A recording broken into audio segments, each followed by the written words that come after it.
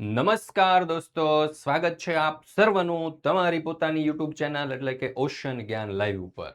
દોસ્તો, આજના આ વિડીયોની અંદર આપણે તમારી જે દ્વિતીય સત્રાંત પરીક્ષા આવી રહી છે ને, દ્વિતીય સત્રાંત પરીક્ષા 2026, તેમાં ધોરણ 7નું હિન્દી વિષયનું જે બ્લુ પ્રિન્ટ તમારી આવે છે ને, એ બ્લુ પ્રિન્ટ મુજબનું મોસ્ટ આઈએમપી પ્રશ્નપત્ર છે તેનો અભ્યાસ કરવાના છે દોસ્તો.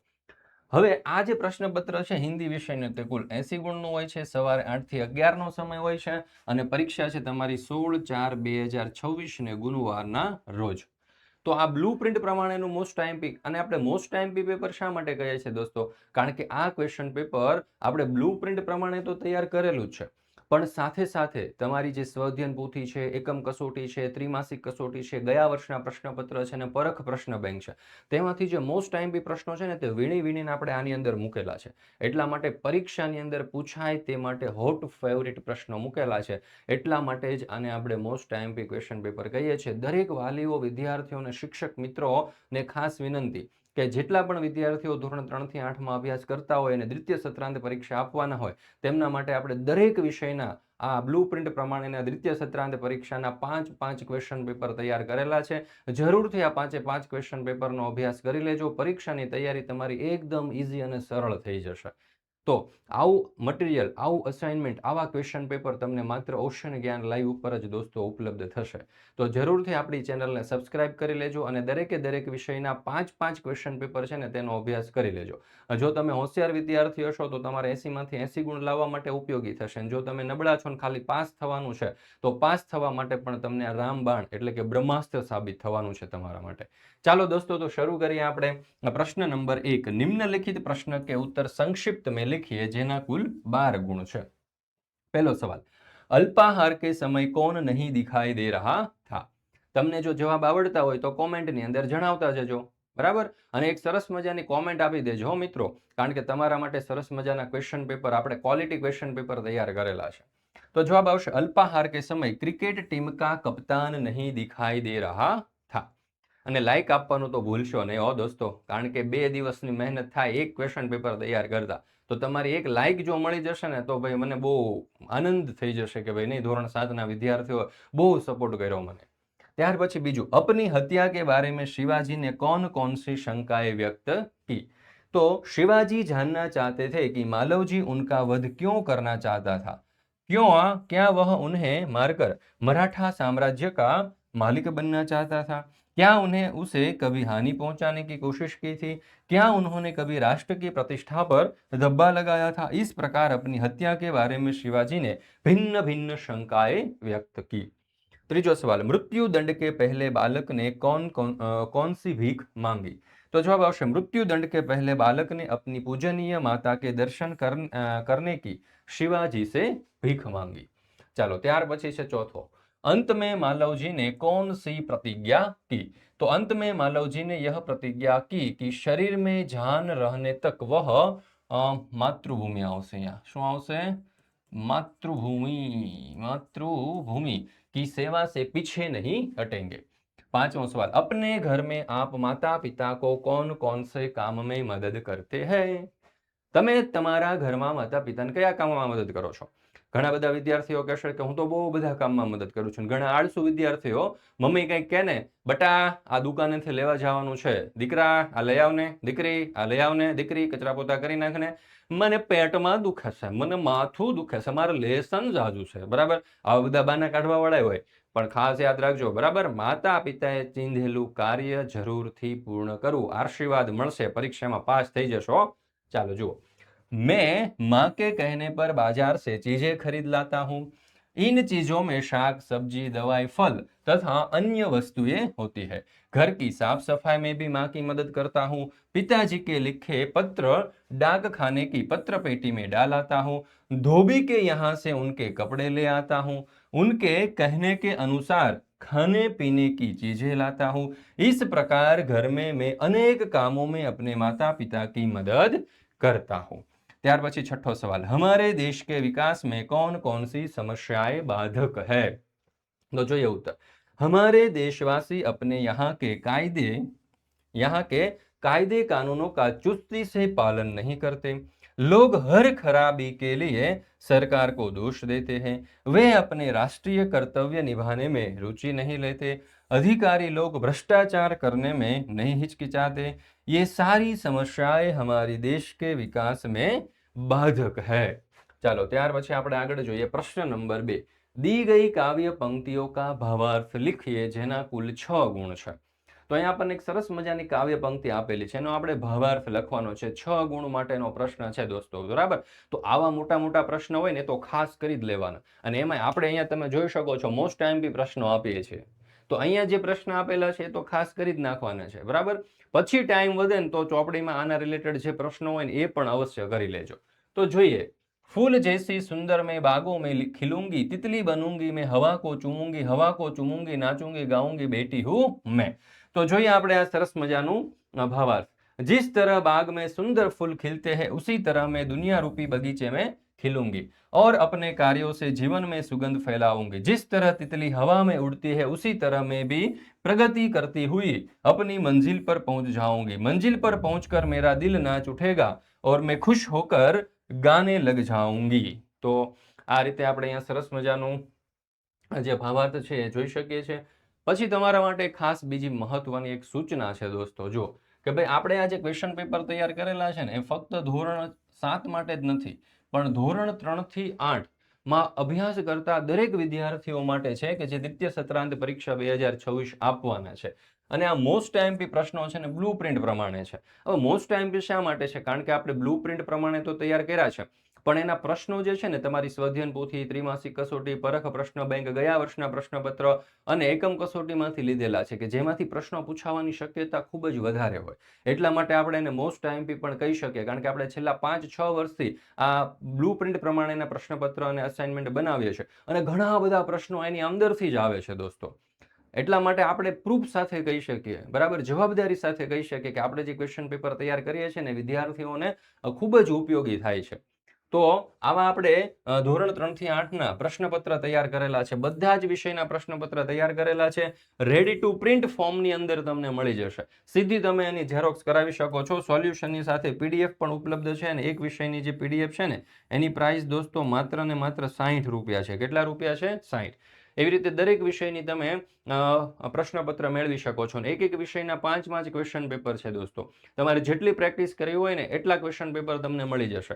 અને જો ફ્રી ઓફ કોસ્ટ જોતા હોય તો આપણે આ વિડીયો જે છે તમે એ પણ જોઈ શકો છો, અહીંયાથી અભ્યાસ કરી શકો છો। આ ઉપરાંત આપણે અસાઇનમેન્ટ પણ તૈયાર કરેલા છે, આ અસાઇનમેન્ટ પણ રેડી ટુ પ્રિન્ટ ફોર્મમાં છે, સીધી ઝેરોક્સ કરી અને તમે ઉપયોગ કરી શકશો।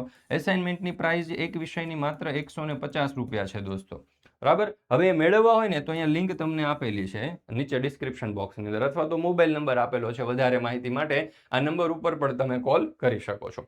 હવે ફ્રી પ્રશ્નપત્ર તમારે જોતા છે, કેવા? ફ્રી પ્રશ્નપત્ર અને ફ્રી અસાઇનમેન્ટ, તમારે એક પણ રૂપિયો ખર્ચવો નથી, મફતમાં જોઈએ છે, ફ્રીમાં જોઈએ છે, તોય અવેલેબલ છે દોસ્તો। મૂંઝાવાની તો બિલકુલ જરૂર નથી, કારણ કે ઓશન જ્ઞાન લાઈવ હવે નક્કી કર્યું છે કે ગુજરાતના કોઈ પણ વિદ્યાર્થીઓને આપણે શિક્ષણથી વંચિત નથી રહેવા દેવા। શિક્ષણ આપણે ખૂણે ખૂણે, ગામડે ગામડે અને છેવાડાના છેલ્લા ઘર સુધી પહોંચાડી દેવું છે, કોઈ પણ વંચિત રહેવો જોઈએ નહીં। તો એના માટે તમારે શું કરવાનું, તો કે આપણું ઓશન જ્ઞાન લાઈવ એપ્લિકેશન ડાઉનલોડ કરી લેવાનું। નીચે તમને લિંક ડિસ્ક્રિપ્શન બોક્સની અંદર લિંક પણ આપેલી છે, બરાબર। તો આ ઓશન જ્ઞાન લાઈવ એપ્લિકેશન જે છે ડાઉનલોડ કરી લેજો। ત્યાં જઈ અને ભલે તમે ધોરણ 7માં અભ્યાસ કરો છો, પણ તમારે ધોરણ 8 ઉપર ક્લિક કરવાનું। ક્યાં? ધોરણ 8 ઉપર।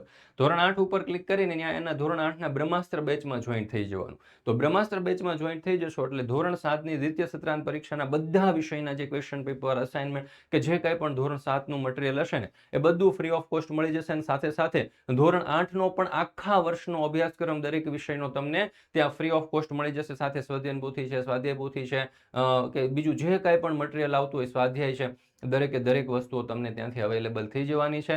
તો મિત્રો તમારા માટે આપણે સરસ મજાનું આ બ્રહ્માસ્ત્ર બેચ લોન્ચ કર્યો છે, તો જરૂરથી આ બ્રહ્માસ્ત્ર બેચમાં જોઈન થઈ જજો। લિંક નીચે ડિસ્ક્રિપ્શન બોક્સમાં આપેલી છે આપણી એપ્લિકેશન ઓશન જ્ઞાન લાઈવની। આ એપ્લિકેશન ડાઉનલોડ કરી અને અહીંયાથી તમે જરૂરથી એપ્લિકેશન ડાઉનલોડ કરી અને આ બ્રહ્માસ્ત્ર બેચ ધોરણ 8ની અંદર જોઈન થઈ જજો। તમારી પરીક્ષાની તૈયારી માટે તો ઉપયોગી થશે જ, પણ સાથે સાથે આવતા વર્ષની તૈયારી માટે પણ દોસ્તો તમને ખૂબ જ ઉપયોગી થશે। ચાલો ત્યાર પછી છે પ્રશ્ન નંબર 3, परिच्छेद का मातृभाषा में अनुवाद कीजिए, જેના કુલ 5 ગુણ છે। તો અહીંયા સરસ મજાનો આપણને એક પેરેગ્રાફ આપેલો છે, તમે જોઈ શકો છો. આ પેરેગ્રાફને આપણે શાંતિથી ધ્યાનપૂર્વક પૂર્ણ વિરામ, રસવઈ, દીર્ઘઈની પણ મિસ્ટેક ન થાય, ભૂલ ન થાય એ પ્રમાણે ગુજરાતી ભાષાની અંદર આપણે અનુવાદ કરવાનો છે. તો જો સમગ્ર પરિસ્થિતિ સ્પષ્ટ હતી. પ્રજાપિતાએ કહ્યું, દેવતાઓ જ શ્રેષ્ઠ છે. જાણો છો કેમ? એટલા માટે કે એમણે સહકારની ભાવનાથી કામ કર્યું છે. પોતે પણ ખાઓ અને બીજાને પણ ખવડાવો. જીવો અને જીવવા દો, તે હતી એમની વિશેષતા. એમણે બુદ્ધિથી કામ લીધું, સમજદારી બતાવી. તેઓ સામ સામે બેસી ગયા, એકબીજાના મુખમાં લાડુ મૂકતા રહ્યા. થોડી જ વારમાં થાળ ખાલી કરી દીધો. ચાલો ત્યાર પછી આપણે નેક્સ્ટ જોઈએ આગળ. નિમ્નલિખિત ઢાંચે પર સે કહાની લખીએ, જેના કુલ 6 ગુણ છે. તો અહીંયા તમને કેટલાક મુદ્દાઓ આપેલા છે અને મુદ્દા પરથી આપણે એક સરસ મજાની કહાની લેખન કરવાની છે. જો, એક બુઢા કિસાન, 3 आलसी लड़के, किसान का लड़के को बुलाना, अपने खेत में एक खजाना गड़ा हुआ है, किसान की मृत्यु, लड़कों का सारा खेत खोद डालना, खजाना न मिलना, वर्षा, बीज बोना, अच्छी फसल, लड़कों को हर साल खजाना मिलना અને શીખ. તો આના ઉપરથી આપણે એક સરસ મજાની કવિતા એક વાર્તા જે છે એનું લેખન કરવાનું છે, કહાનીનું લેખન કરવાનું છે. તો અહીંયા આપણે સરસ મજાની કહાની લખી છે, તમે સ્ક્રીનશોટ પણ લઈ શકો છો. જુઓ, एक गांव था, उसमें हरिराम नामक एक बुढ़ा किसान रहता था. उसके 3 लड़के थे. वे बड़े आलसी थे और कुछ भी काम नहीं करते थे. किसान को उनके लिए बहुत चिंता होती थी. एक बार किसान बहुत बीमार पड़ा. उसने तीनों लड़कों को अपने पास बुलाया. उसने लड़कों से कहा, हमारे खेत में एक खजाना गड़ा हुआ है. मेरी मौत के बाद तुम खेत खोदकर उसे निकाल लेना. थोड़े ही दिनों में किसान की मृत्यु हो गई. तीनों लड़कों ने लालच में आकर सारा खेत खोद डाला, लेकिन उसमें से कुछ भी न निकला. कुछ दिनों बाद वर्षा शुरू हुई. तीनों लड़कों ने खेत में बुआई की. उस वर्ष खूब अच्छी फसल हुई. अब तीनों लड़के प्रति वर्ष मिलकर खेती करने लगे. हर साल उन्हें फसल के रूप में खजाना मिलता रहा. अब वे अपने पिता की बात समझ गए. અને यहाँ सीख आवशे कि परिश्रम सबसे बड़ा खजाना है. तो सबसे बड़ा खजाना कौन है? तो के परिश्रम. ચાલો ત્યાર પછી નેક્સ્ટ જોઈએ પ્રશ્ન નંબર 5. अपने गांव में आए पूर के बारे में अपने शब्दों में लिखिए, જેના કુલ 6 ગુણ છે. તમારા ગામમાં કોઈ પૂર આવ્યું હોય તો એના વિશે આપણે 5-6 વાક્ય લખવાના છે. તો જોઈએ, સરસ મજાના આપણે અહીંયા 5-6 વાક્ય લખ્યા. હવે જો તમારે તમારી રીતે તમારી ભાષામાં લખવા હોય તો એ પણ લખી શકો છો, બરાબર ને? શ્રેષ્ઠ એ જ છે કે તમે તમારી ભાષામાં લખો. પણ જો તમારે એમાં કંઈક સલાહ સૂચનની જરૂર હોય અથવા તો એમાંથી તમારે કંઈક એડ કરવું હોય તો અહીંયાથી પણ તમે અભ્યાસ કરી શકો છો. જો, मेरे गांव में एक बार भयंकर बाढ़ यानी कि पूर आई थी. लगातार कई दिनों तक तेज बारिश होने के कारण पास की नदी का पानी बहुत बढ़ गया. धीरे धीरे पानी गांव की गलियों और खेतों में भरने लगा. लोगों के घरों में पानी घुस गया, जिससे बहुत नुकसान हुआ. गांव के लोग अपने जरूरी सामान लेकर ऊंचे स्थानों पर जाने लगे. कई परिवारों को स्कूल और पंचायत भवन में शरण लेनी पड़ी. खेतों में लगी फसलें पानी में डूब गई और पशुओं को भी सुरक्षित जगह पर ले जाना पड़ा. सरकार और गांव के लोगों ने मिलकर राहत कार्य किया. लोगों को खाना पीने का पानी और दवाइयाँ दी गई. कुछ दिनों बाद बारिश बंद हुई और पानी धीरे धीरे कम होने लगा. इस बाढ़ ने हमें बहुत परेशानी दी, लेकिन इस कठिन समय में गांव के सभी लोगों ने एक दूसरे की मदद की. इससे हमारे बीच एकता और सहयोग की भावना और मजबूत हो गई. चलो ત્યાર પછી છે પ્રશ્ન નંબર 6. निम्नलिखित वाक्यों में से विशेषण छांट कर वर्ग भेद कीजिए, જેના કુલ 6 ગુણ છે દોસ્તો. કેટલા? 6 ગુણ. તો આમાં એક પણ માર્ક્સ આપણે જવા દેવાનો નથી. ચાલો, પરિશ્રમી છાત્ર કભી અસફળ નહીં હોતે. તો અહીંયા વિશેષણ છે પરિશ્રમી અને ગુણવાચક વિશેષણ થશે, બરાબર છે? ત્યાર પછી બીજું, 25 છાત્રોને સહી ઉત્તર દિए. તો 25 અહીંયા સંખ્યાવાચક વિશેષણ થશે. ત્યાર પછી છે कुछ लड़कियां बगीचे में खेल रही है. તો कुछ અહીંયા અનિશ્ચિત સંખ્યાવાચક વિશેષણ થશે. ત્યાર પછી દીપાવલી પર हमने थोड़ी मिठाई खाई. તો થોડી એ પરિમાણવાચક વિશેષણ થશે. वे लड़के शोर मचा रहे हैं. તો અહીંયા वे એ સાર્વનામિક વિશેષણ થશે. मेरा काम पूरा हो गया. તો मेरा એ સાર્વનામિક વિશેષણ થશે. ચાલો ત્યાર પછી છે પ્રશ્ન નંબર 7. क्रिया का काल जानकर उसका प्रकार लिखिए, જેના કુલ 6 ગુણ છે. પહેલું, माली बाग में से फूल चुनेगा. तो ये भविष्यकाल થશે કારણ કે ચુનેગા છે. मैं दादाजी के साथ मंदिर जाता हूँ. હું એટલે વર્તમાન કાળ થશે. चूहे उछल कूद कर रहे थे तो અહીંયા ભૂતકાળ થશે। सोमनाथ ज्योतिर्लिंग है तो वर्तमान काल થશે। हम प्रयागराज कुंभ मेले में जाएंगे तो भविष्यकाल થશે। पिताजी अखबार पढ़ रहे थे तो એ પણ શું થશે તો કે ભૂતકાળ। ચાલો ત્યાર પછી આપણે નેક્સ્ટ જોઈએ પ્રશ્ન નંબર 8। काव्य को पढ़कर उसके आधार पर दिए गए प्रश्नों के उत्तर लिखिए જેના કુલ 5 ગુણ છે। तो અહીંયા તમે જોઈ શકો છો સરસ મજાનું આપણને કાવ્ય આપેલું છે। बगिया के फूलों को देखो कैसे खुश खुश रहते हैं, आंधी हो पानी हो चाहे सबको हंस हंस सहते हैं, सूरज की किरणों को देखो रोज धरा पर आती है, अंधकार को दूर भगाकर सारा जग चमकाती है, दीपक को देखो कैसे यह हरदम जलता रहता है, अपना अंतर जला जलाकर रोशन जग को करता है। ચાલો ત્યાર પછી છે નેક્સ્ટ એટલે કે એના ઉપરથી પ્રશ્નો।